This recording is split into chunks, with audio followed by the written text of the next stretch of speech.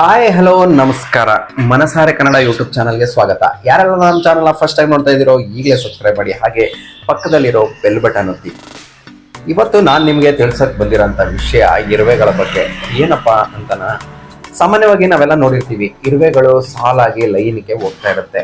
ಆಗ ನಾವು ಅಂತೀವಿ ಏನಪ್ಪಾ ಅಂತಂದ್ರೆ, ನಾವು ಯಾವ್ದಾದ್ರು ಒಂದು ಕ್ಯೂ ಅಲ್ಲಿ ನಿಂತ್ಕೋಬೇಕಾದ್ರೆ ಕೂಡ ಸರಿಯಾಗಿ ಕ್ಯೂ ಅಲ್ಲಿ ನಿಂತ್ಕೊಂಡಿರಲ್ಲ, ಮಧ್ಯ ಹೋಗೋದು ಹಂಗೆಲ್ಲ ಮಾಡ್ತಾ ಇರ್ತೀವಿ. ಆದ್ರೆ ಇರುವೆಗಳು ಎಷ್ಟು ಡಿಸಿಪ್ಲಿನ್ ಆಗಿ ಲೈನ್ಗೆ ಹೋಗ್ತಾ ಇರ್ತವೆ ಅಲ್ವಾ?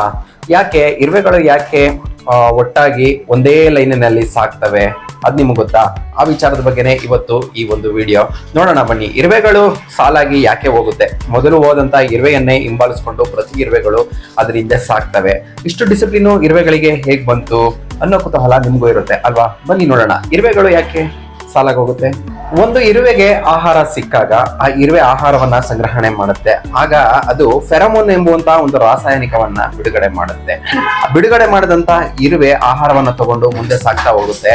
ಆದ್ರೆ ಆ ಬಿಡುಗಡೆ ಮಾಡಿದಂತಹ ಫೆರಮೋನ್ ರಾಸಾಯನಿಕದ ವಾಸನೆಯನ್ನ ಗ್ರಹಿಸಿದಂತಹ ಉಳಿದ ಇರುವೆಗಳು ಅದರ ಮೂಲಕವೇ ಹಿಂಬಾಲಿಸಿಕೊಂಡು ಸಾಗುತ್ತೆ. ಆದ್ರೆ ಹೇಗೆ ಪ್ರತಿಯೊಂದು ಇರುವೆಯು ಒಂದೇ ಇರುವೆಯನ್ನೇ ಹಿಂಬಾಲಿಸ್ಕೊಂಡು ಹೋಗುತ್ತೆ ಅನ್ನೋದನ್ನ ನೋಡೋದಾದ್ರೆ, ಪ್ರತಿಯೊಂದು ಇರುವೆಯು ಕೂಡ ಫೆರಮೋನ್ ಎನ್ನುವ ರಾಸಾಯನಿಕವನ್ನ ಬಿಡುಗಡೆ ಮಾಡುತ್ತೆ. ಹಾಗಾಗಿ ಇರುವೆಗಳು ಸಾಲಾಗಿ ಹೋಗುತ್ತೆ. ತುಂಬಾ ದೂರದವರೆಗೆ, ಅದು ತನ್ನ ಗೂಡನ್ನ ಸೇರುವವರೆಗೂ ಕೂಡ ಸಾಲಾಗಿ ಹೋಗ್ತಾ ಇರುತ್ತೆ. ಇನ್ನೊಂದು ಇಂಟ್ರೆಸ್ಟಿಂಗ್ ಸುದ್ದಿ ಕೂಡ ಇದೆ. ಏನಪ್ಪಾ ಅಂತಂದ್ರೆ, ಮಧ್ಯದಲ್ಲಿ ಹೋಗ್ತಾ ಇರ್ಬೇಕಾದ್ರೆ ಕೆಲವೊಂದು ಬಾರಿ ದಾರಿಯನ್ನ ತಪ್ಪುವಂಥದ್ದು, ಬೇರೆ ಇರುವೆಗಳು ಬೇರೆ ದಿಕ್ಕಿನಲ್ಲಿ ಸಾಗುವಂಥದ್ದು, ಅಥವಾ ಅಡ್ಡ ಏನಾದ್ರೂ ಬಂದಾಗ ಮತ್ತೆ ಅದನ್ನ ದಿಕ್ಕನ್ನ ಬದಲಿಸುವಂತಹ ಚಾನ್ಸಸ್ ಕೂಡ ಇರುತ್ತೆ. ಆ ಸಂದರ್ಭದಲ್ಲಿ ಒಂದಷ್ಟು ಇರುವೆಗಳು ದಿಕ್ಕು ಬದಲಿಸಿದಂತಹ ದಾರಿಯಲ್ಲಿ ಆ ಇರುವೆ ಹಿಂದೆಯೇ ಸಾಗಲಿಕ್ಕೆ ಪ್ರಾರಂಭ ಮಾಡುತ್ತೆ. ಆದ್ರೆ ಆ ಇರುವೆಗಳು ಏನಾದ್ರೂ ಮಿಸ್ ಆಗಿ ವೃತ್ತಾಕಾರವನ್ನ ಸುತ್ತೋದಕ್ಕೆ ಪ್ರಾರಂಭಿಸ್ತು ಅಂತ ಇಟ್ಕೊಳ್ಳಿ. ಆಗ ಏನಾಗುತ್ತೆ, ಪ್ರತಿಯೊಂದು ಇರುವೆಯು ವೃತ್ತಾಕಾರವಾಗಿ ಸುತ್ತೋದಕ್ಕೆ ಪ್ರಾರಂಭಿಸುತ್ತೆ. ಆದ್ರೆ ಅದಕ್ಕೆ ಎಂಡ್ ಇರೋದಿಲ್ಲ, ರೀಚ್ ಆಗ್ಬೇಕಾದಂತಹ ಸ್ಥಳವನ್ನ ಅದು ರೀಚ್ ಆಗೋದಕ್ಕೆ ಆಗೋದಿಲ್ಲ.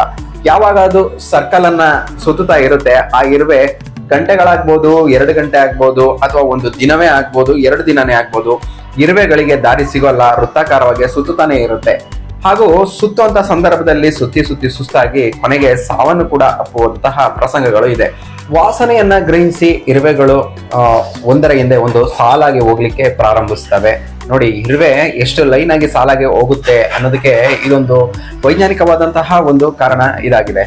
ಮತ್ತೆ ಇದೇ ಇರುವೆಗಳು ಸಾಲಾಗಿ ಹೋಗೋದಕ್ಕೆ ಎಷ್ಟು ಆಹಾರವನ್ನ ಒಂದು ಇರುವೆ ತಗೊಂಡೋದಾಗ ಬಿಡುಗಡೆ ಆದಂತಹ ರಾಸಾಯನಿಕದ ವಾಸನೆಯನ್ನ ಗ್ರಹಿಸಿ ಹೋಗುವಂತಹ ಇರುವೆ ಎಷ್ಟು ಡಿಸಿಪ್ಲಿನ್ ಇಂದ ಸಾಲಾಗಿ ಹೋಗುತ್ತೋ, ಅದೇ ರೀತಿ ಇದಕ್ಕೆ ಕೆಲವೊಂದು ಬಾರಿ ಈ ಇರುವೆಗಳು ದಾರಿಯನ್ನ ತಪ್ಪದಂತಹ ಸಂದರ್ಭದಲ್ಲಿ, ನಾನು ಹೇಳಿದಾಗೆ ವೃತ್ತಾಕಾರವಾಗಿ ಸುತ್ತೋದಕ್ಕೆ ಪ್ರಾರಂಭಿಸಿದಂತಹ ಸಂದರ್ಭದಲ್ಲಿ ಇದಕ್ಕೆ ಇದು ಶಾಪವಾಗಿಯೂ ಪರಿಣಮಿಸುತ್ತೆ. ಯಾಕೆಂತಂದ್ರೆ ಆ ಇರುವೆಗಳು ಒಂದರ ಹಿಂದೆ ಸಾಲಾಗಿ ಹೋಗುವಾಗ ವೃತ್ತಾಕಾರವಾಗಿ ಸುತ್ತಬೇಕಾದ್ರೆ ಯಾವ ಕಡೆ ಹೋಗ್ಬೇಕು ಅಂತ ಅನ್ನೋದು ದಾರಿ ಗೊತ್ತಾಗೋದಿಲ್ಲ.